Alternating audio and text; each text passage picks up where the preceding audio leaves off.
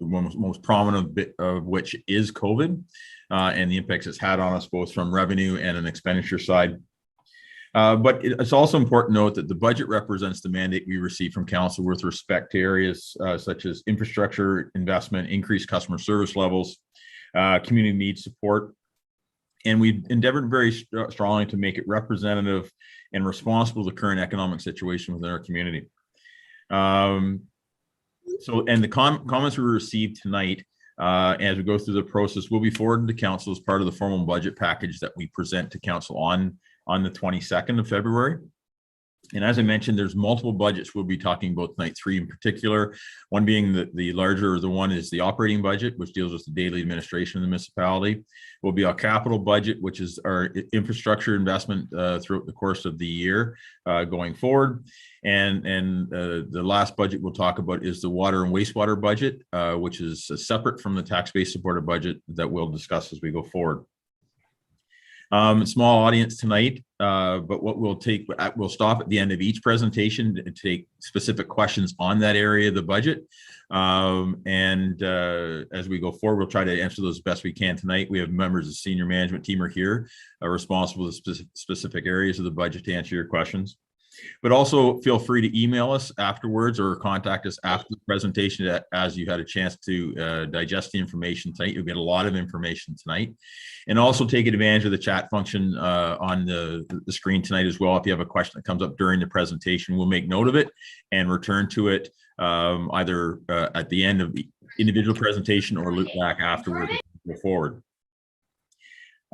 With that, I'm going to turn the evening over to Femi Ogundure, who's our Director of Finance and Treasurer, to walk you through the various budgets. Femi? Thank you, Gary.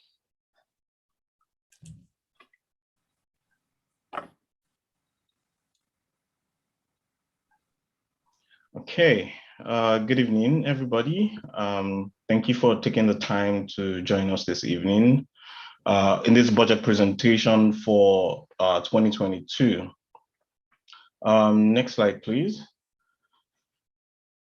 So just to give a bit of the agenda that we'll be going through tonight, Gary has already given us kind of the introduction.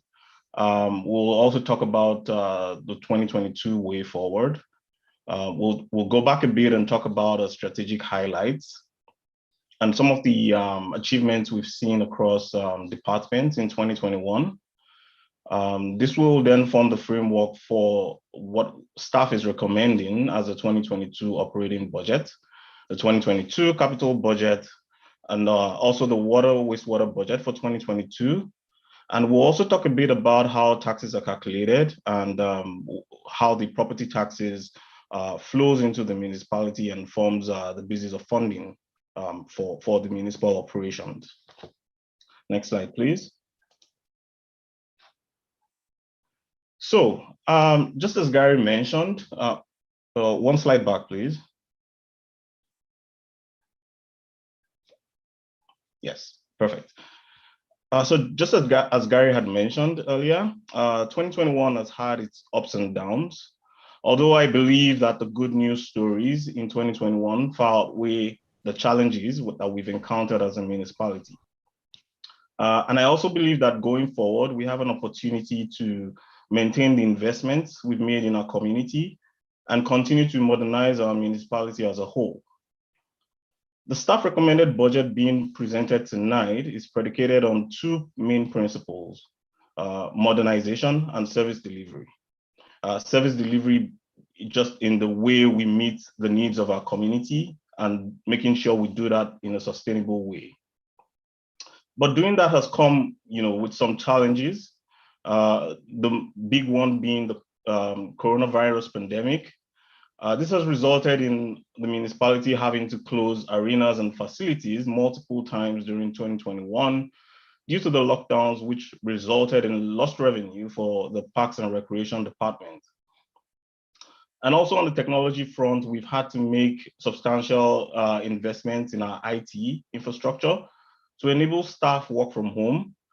We've had to set up policies to be able to monitor, the work from home arrangements.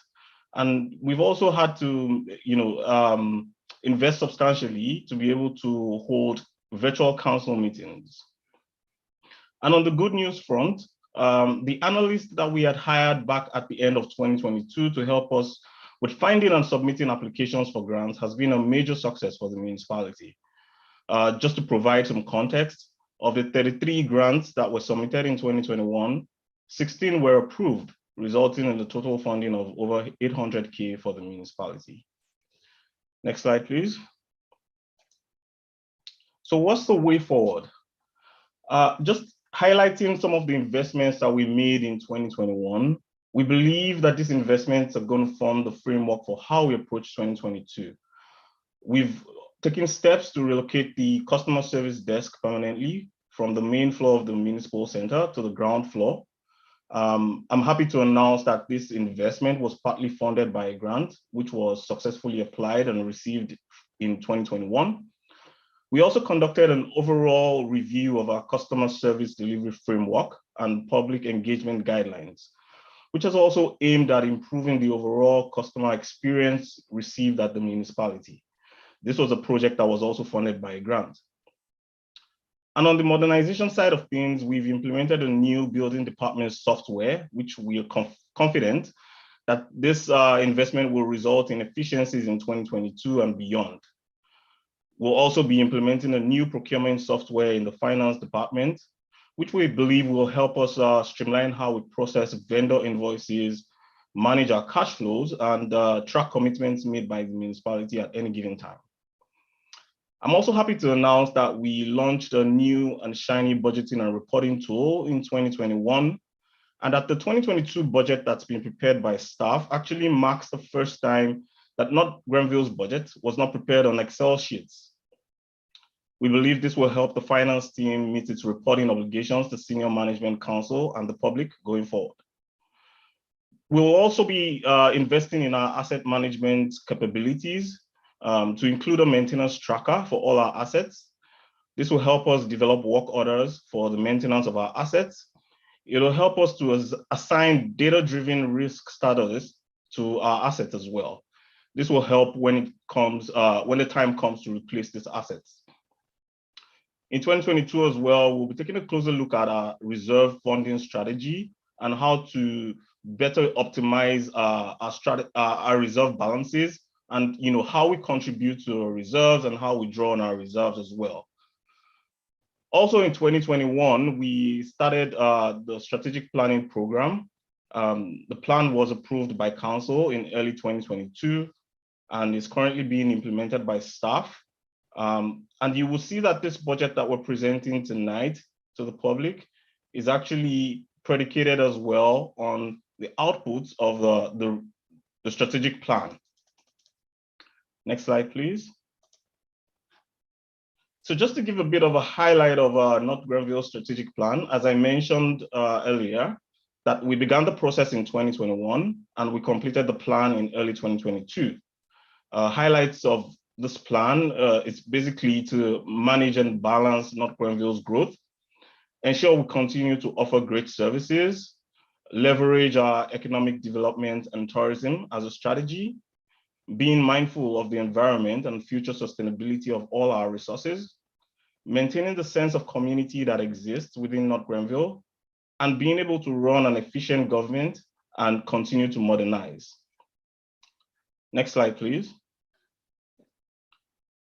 So touching a bit on some of the achievements that we've seen across the department in 2021, in the building department, we implemented a new building software, which we believe is going to help drive efficiencies in the department in 2022 and going forward. We were also able to create over 200 new residential units as a result of the immense work that the building department does.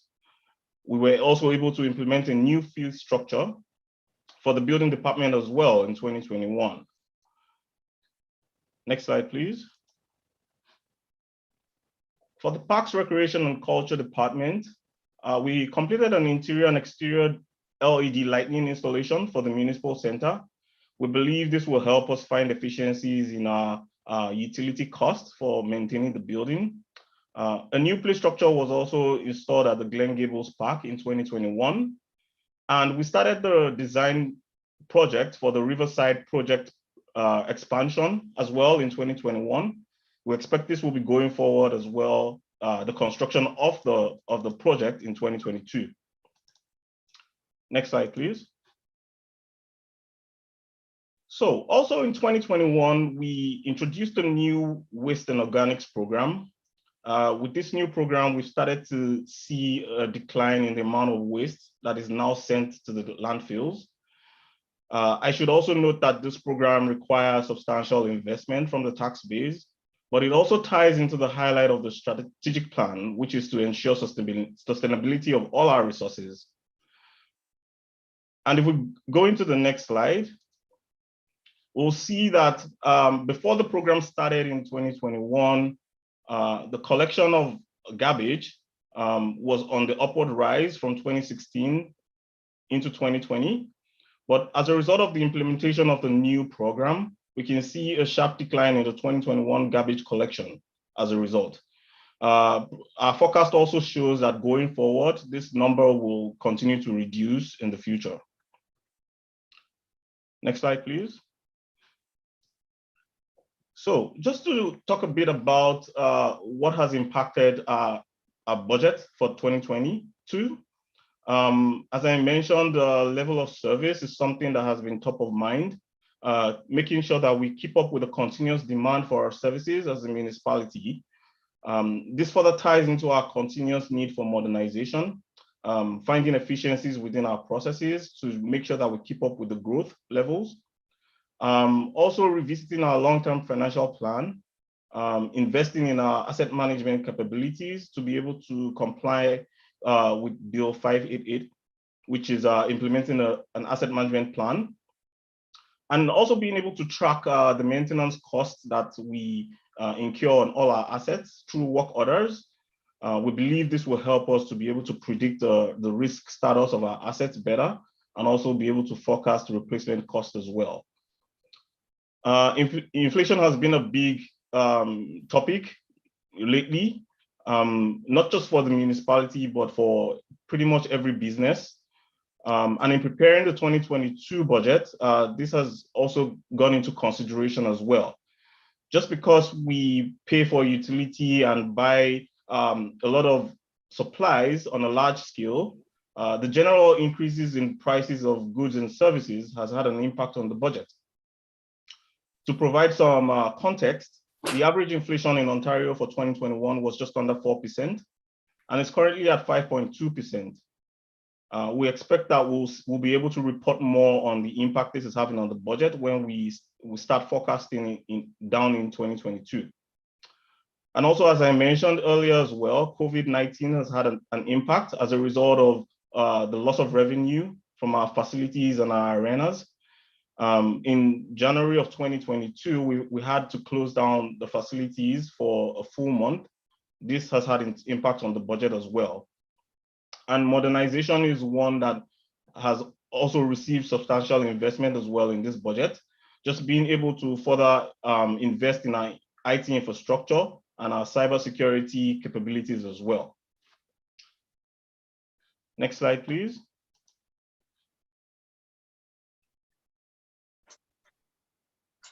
So as part of a process change for the 2022 budget year, we've identified some items which were previously included in our capital budget in prior years, but actually should have been operating items.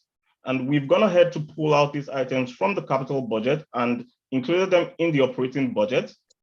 The funding for these projects were already allocated in the reserves and are now set to be complete in 2022. On the operating budget, this project activities will be funded directly from the reserves and will not have an impact on the proposed tax rate increase that staff is recommending to council, as funding has already been allocated. I will talk more about this when we get to the operating budget as well. Next slide, please. Also, as part of the 2022 budget, I'd like to highlight some of the investments that the municipality, the staff is presenting forward that the municipality makes in 2022. The community grant program received 19 applications for the 2022 budget year, requesting a total of 230,000. As part of the community support as well, staff is recommending the support for the victim services to the tune of 32,500, the Salvation Army Food Bank to the tune of 25,000, and the Beth Donovan Hospices to the tune of just over 15,000. We're also recommending investment in health and long-term care to support the Dundas Manor with 20,000, the Kentville District Hospital with 100,000. And as part of the community development that we're bringing forward in this budget as well is introduction of an affordable housing program to be funded to the tune of 250,000, a community improvement plan to the tune of 112,500, and support for the small businesses to the tune of 120,000, a total investment of $786,409. I should also note that a couple of these investments will be multi-year investments, and we'll be touching on this in more detail when we present to council in the coming weeks. Next slide, please. So just to highlight what the operating budget for the 2022 budget year is, we're seeing a total increases in expenses to the tune of 14.6%. Included in these expenses are all of those items I hadn't identified earlier as being having allocated funding from previous budget years, but are now being concluded in the 2022 budget year. We can also see that this is also being funded by an increase in revenue as well. I'll talk more about the taxation increase that staff is proposing for the 22 budget year. But also we can see a significant rise in our grants. And this is just reflective of the work that our grant analyst is putting in terms of submitting and receiving successes with our applications. Next slide, please. So a bit more about the different expense categories included in the 2022 budget. We can see that the salaries and employee benefits is going up by about 980,000. This is as a result of merit increases and cost of living adjustment, which is recommended at 1%. As part of this budget as well, we're introducing 2 new headcounts for the 2022 budget year, one for a bylaw manager and one for an engineering technologist. At this point, I would also note that the engineering technologist position will be fully funded and paid for by the planning application fees that's collected at the commencement or introduction of a new subdivision. So all in all, it's 1 new headcount that we're putting forward in the 2022 budget year. As well, we're seeing increases in the contract services to the tune of 1.9 million. This is as a result of the success in the waste management program that I alluded to earlier. We're also seeing an increase in our general liability insurance premium by about 96,000 in the 2022 budget year. And also the one-time non-capital projects that I had mentioned earlier had already received allocated funding from previous budget years, being included as part of this budget as well. Next slide, please. And on the revenue side, we're expecting that the tax revenues will go up by about 500,000. This is as a result of the 2021 assessment growth, which will now form part of the tax base in 2022. And staff is also recommending a 1.9 proposed tax rate increase for the 2022 budget year. The user fees is also going up slightly as a result of the increase in building permit revenues that we're seeing. Also, the grants program as well, as I had mentioned, we're seeing a lot of success in that regard.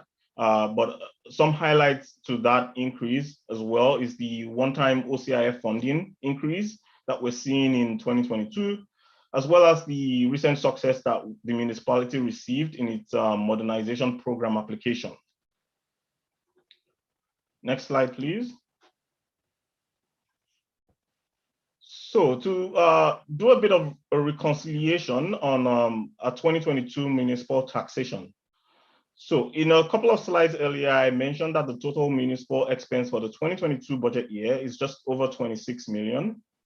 If we walk back based on this, with the 2021 municipal tax levy being at 15.8 million, reflecting the 2021 assessment growth, as well as the proposed growth in 2022 as well.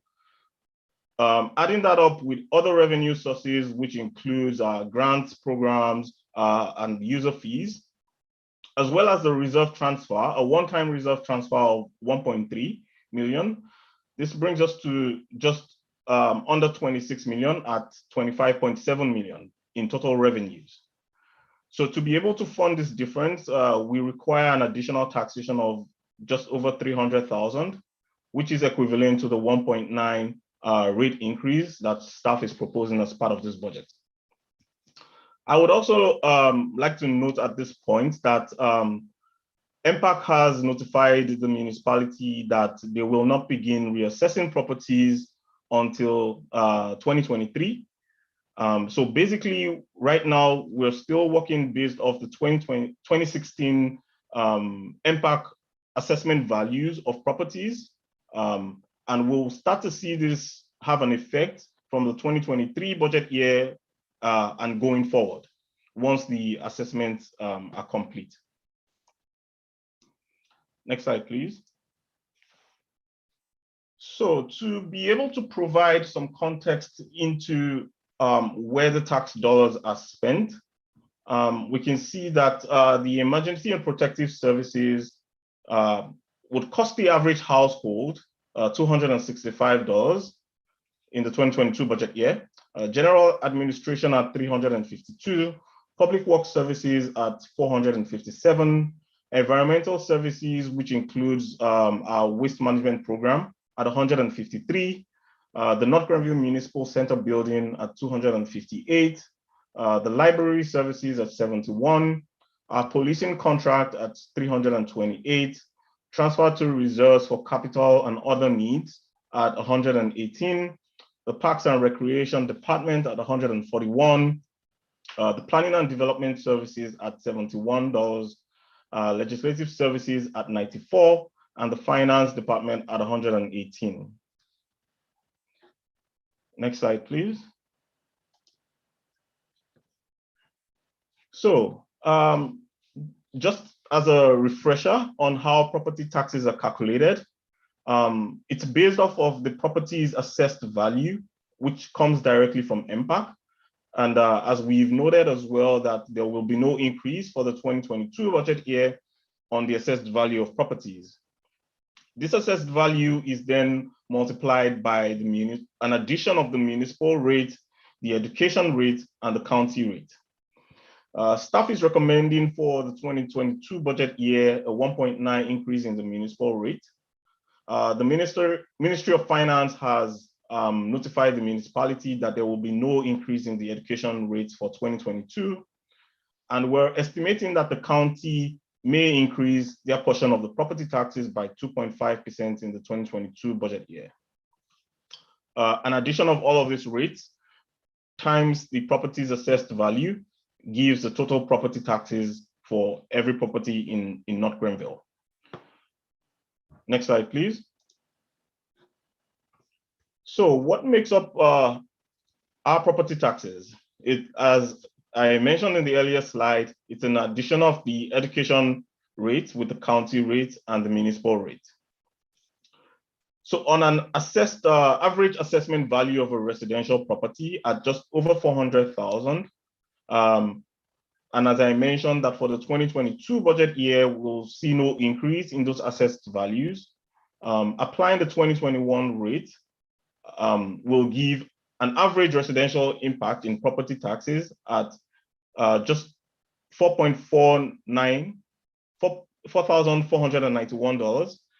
And then using up the 2022 rate with the 1.9 municipal increase and the estimated 2.5 county increase will result in just a 1.8 0.4 increase in the overall property tax rate increase. And in dollar terms, the increase per average household will be estimated at just $83. Next slide, please. So the next couple of slides are the departmental budgets in detail, which I will not be speaking to in slide by slide, but we're certainly open at this point to take questions regarding the municipal operating budget for 2022.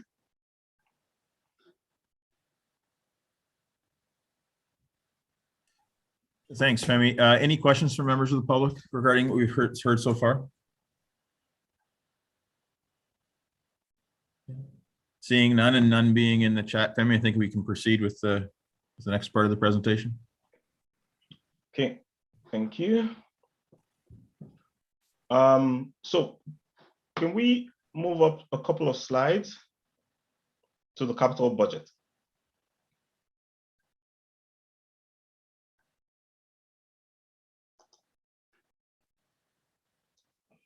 Okay, so for the 2022 capital budget that's been presented tonight, there will be two major projects that will be brought forward as part of the staff recommended budget. These projects are the County Road 43 rehabilitation expansion and the Riverside expansion project. Both projects will require funding in the 2022 budget year, as well as subsequent years. These projects are reflective of our strategic objectives, which is to manage the growth of North Grenville in a sustainable way.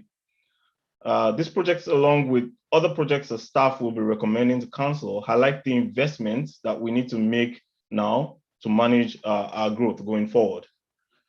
The County Road 43 project will be administered majorly by the county, but flowed through the municipality through the Public Works Department to pay its portion of the entire project costs. There will be further details on the project specifics in the coming months. And the Riverside project will be administered through the Parks and Recreation Department. As I mentioned earlier as well, the detailed design was completed in 2021, and we expect that construction tendering will commence upon approval of the budget in 2022. Next slide, please. So just to give some context to what staff is recommending for investment in capital projects in 2022, the Public Works Department will be bringing forward their list of projects at 3.9 million, the Parks and Recreation Department at 2.2, other departments at just over 300,000, the Municipal Center building at 165,000, and the Emergency and Protective Services at 65,000. This is a total investment of 6.68 million in 2022.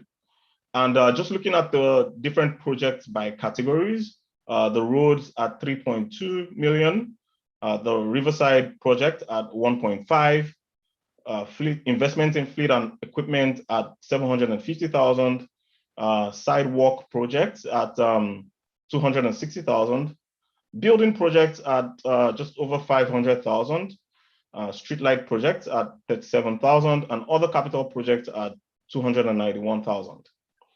And as part of this list of projects, as I mentioned earlier, the County Road 43 project and the Riverside Revitalization project will cost the municipality 1.83 million and 1.5 million respectively in 2022. But also these are multi-year projects, which would mean that some of this cost could be pushed over to the following budget year as we go forward and have more details on these projects. Next slide, please. So to be able to fund this total investment of 6.6 million, staff is recommending a draw from reserves to the tune of 4 million or just over 4 million, a draw from the development charges reserve to the tune of 1.1 million, Also utilizing our grants program to the tune of 1.1 million as well. Leveraging the current tax base funding to the tune of 220,000 and other revenue of 15,000. Next slide, please. So attached on this slide is a list of the projects in details for the Public Works Department. And as I had mentioned as well, that the County Road 43 project, which cost 1.8 million, will be the major project going forward into 2022. Next slide, please. And same for the Parks, Recreation and Culture Department. The major project for this department in the 2022 budget year will be the Riverside Rehabilitation Project, as well as all this other investments as well to be made in 2022. Next slide, please. So for the Emergency and Protective Services, we're estimating an investment of 65,000.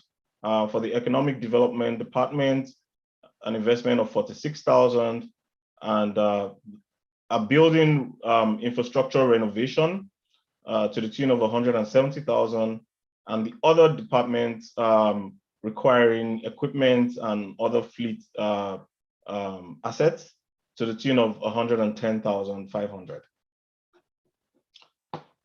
So I believe this concludes the capital budget presentation for 2022 budget year. Happy to take any questions at this point on the capital budget.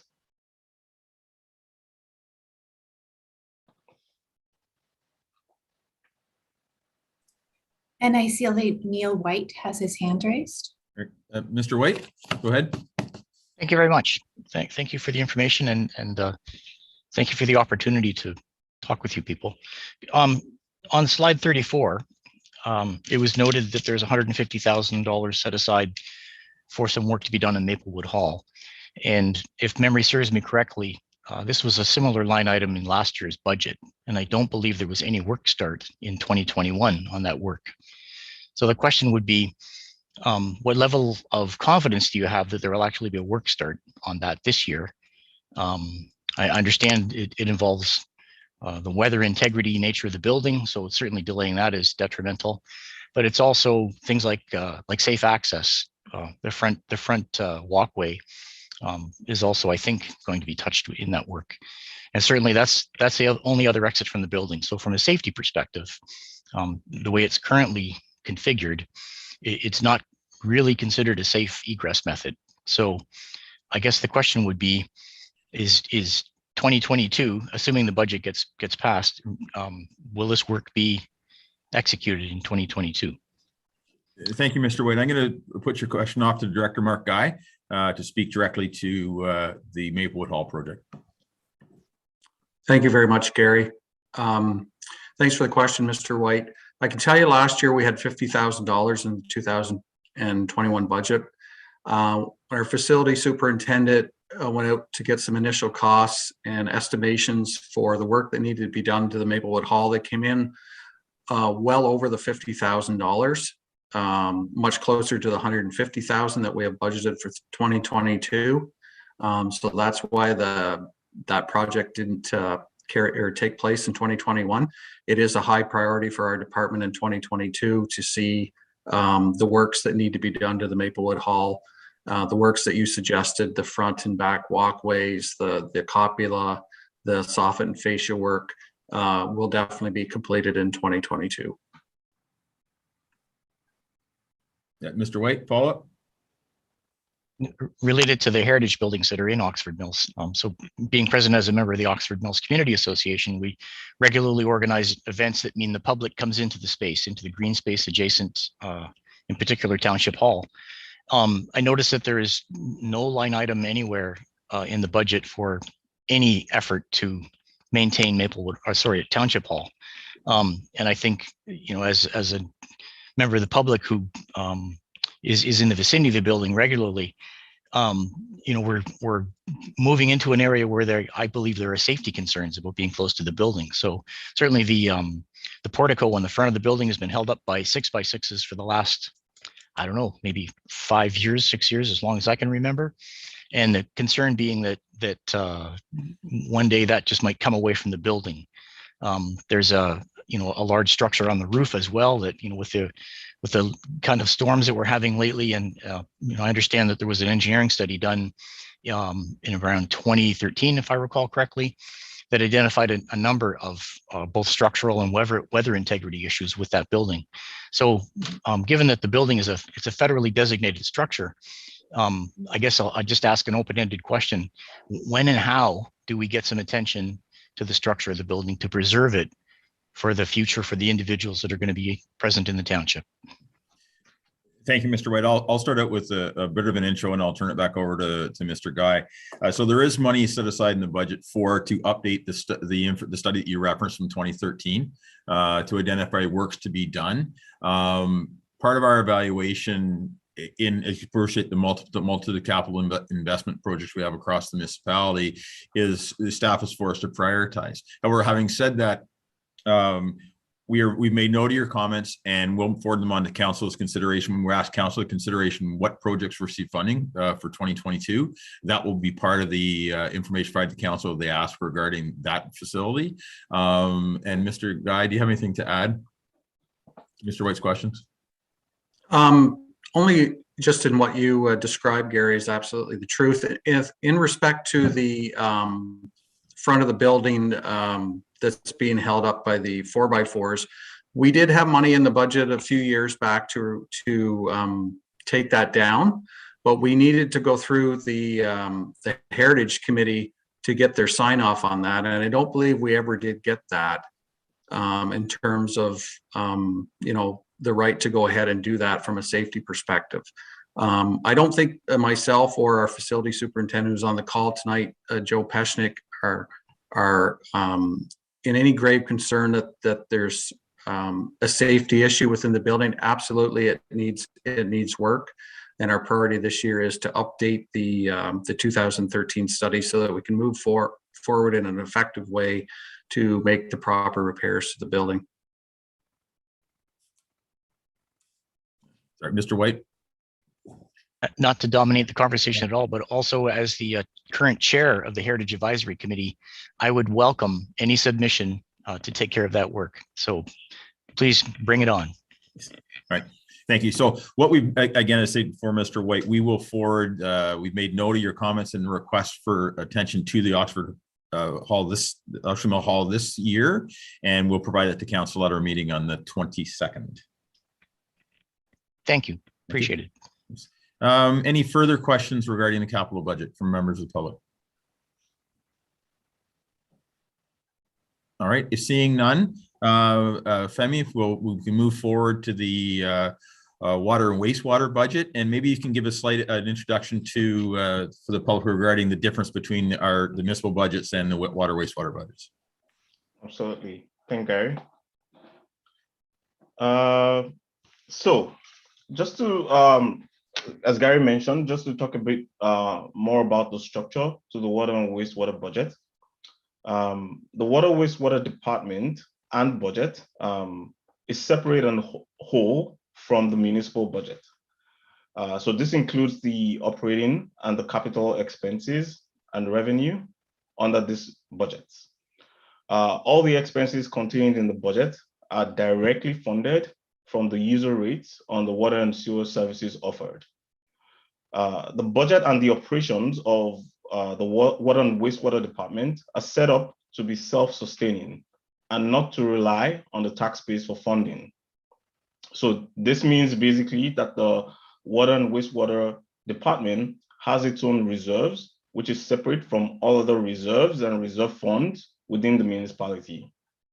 Next slide, please. So the rates that are used to create the water wastewater budget are based solely on the rate study for the department.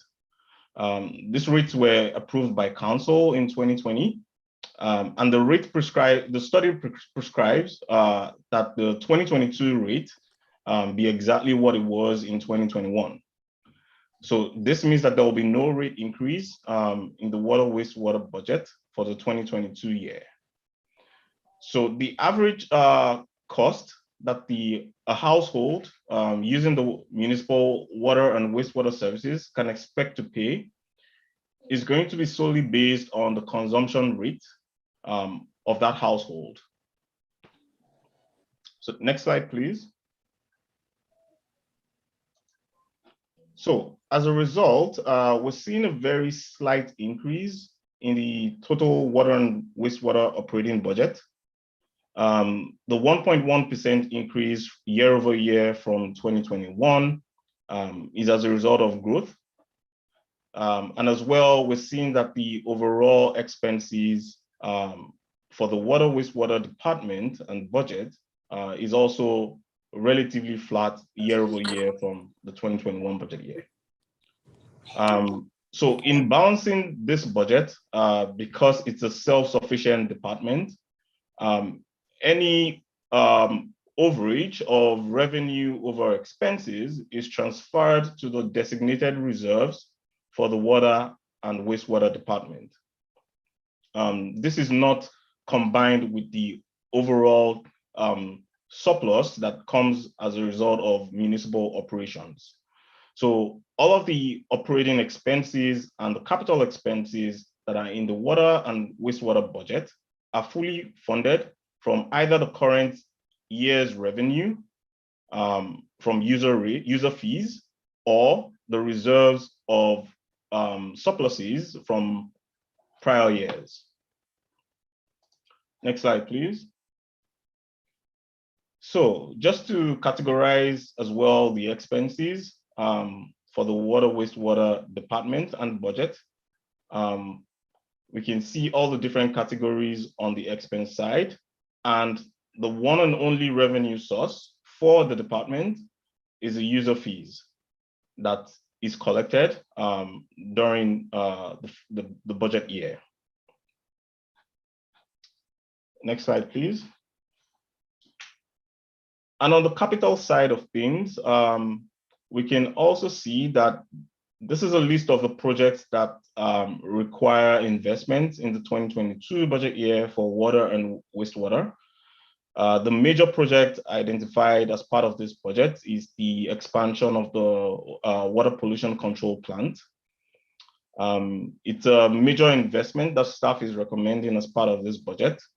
And staff will also be bringing more details on this project as part of the presentation to council as well. And on the right-hand side of the slide are the different funding sources for all of these projects as identified on the slide.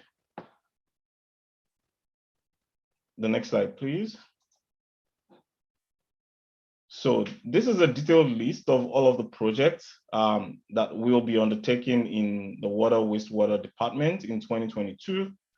So apart from the water pollution control plant project to the tune of just over 8 million, I also want to identify the I&I improvements on the right-hand side that we'll be investing in 2022. We believe that this investment will help in resulting in more efficiencies in 2022 and the future. And we also expect that this investment will also result in substantial cost savings as well. So I'm happy to take any questions on the water wastewater operating and capital budgets at this point. Are there any questions from the public on specifically to the water wastewater budget? Okay. If none, then we can open it up to questions on anything you've heard tonight with respect to all three budgets.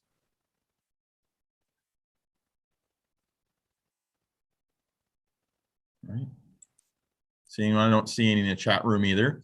Okay, if there are no questions, again, and also a lot of information to digest in one sitting, this information is available publicly for review leading into our next meeting. There's another public meeting on Wednesday in the same format. With also follows the formal presentation of the budget on February 22nd. That focus that night will primarily be the operating budget, to the level of detail and discussion we'll have with council, and focusing on capital and water wastewater on the 2nd, with final approval of all 3 budgets scheduled for March 2nd or at a subsequent date, depending on the level of information or revisions requested by council. So with that, again, thank you for your attendance tonight, and encourage people to, again, to attend the council sessions or the additional public session next week, or excuse me, on Wednesday. It's a very important matter for our municipality, and we really would we encourage people to attend and ask as many questions as they can at this time. So if there's no other questions, thank you, and have a good evening.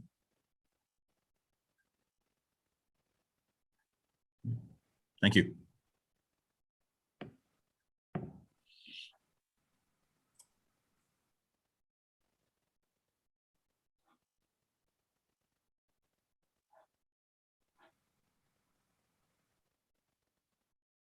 We can stop the